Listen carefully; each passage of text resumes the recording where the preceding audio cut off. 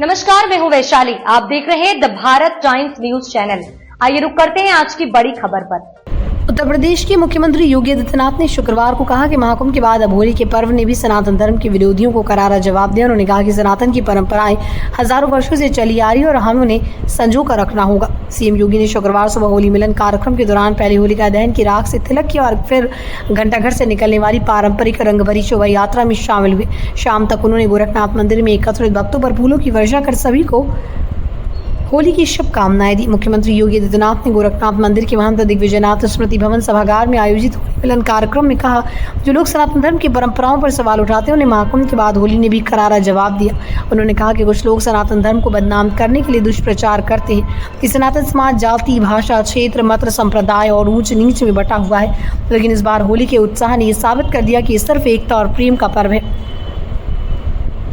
CM योगी ने कहा कि इस बार होली के दिन हर भारतीय और हर सनातनी एक दूसरे को गले लगाकर, गुलाल लगाकर और रंग खेलकर सनातन परंपरा को मजबूती दे रहा था। ये हमारी सबसे बड़ी शक्ति है। उन्होंने कहा कि महाकुंभ और होली के जरिए पूरी दुनिया ने देखा कि सनातन धर्म अनुयायियों में कोई मतभेद नहीं है। मुख्यमंत्री ने कहा कि जो लोग सनातन धर्म के खिलाफ दुष्प्रचार करते हैं उनकी मानसिकता दूषित है। उन्होंने कहा, देश ने लंबे समय तक गुलामी रही और आक्रमणकारियों ने होली, दिवाली और महाकुंभ जैसे पर्वों को कमजोर करने की कोशिश की, लेकिन सनातनी आस्था के आगे वो कभी सफल नहीं हो पाए।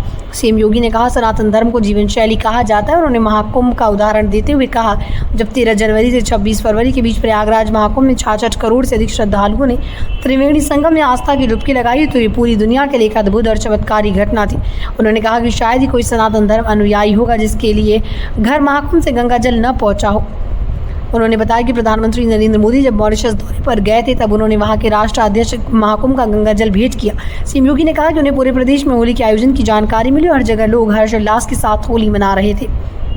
उन्होंने कहा, त्योहारों और उत्सव की परंपरा को हमें सजो कर रखना है। उन्होंने कहा, हमारी जिम्मेदारी है कि अपने त्योहारों को किसी भी कट्टरता या कुप्रथा का शिकार न होने दें। जब तक हम ऋषि परंपरा की जरूरत को श्रद्धा और भक्ति के साथ आगे बढ़ाते रहेंगे तब तक दुनिया की कोई ताकत हमें नुकसान नहीं पहुंचा सकती। मुख्यमंत्री ने गोरखनाथ मंदिर में भव्य होली मिलन समारोह में हिस्सा लिया।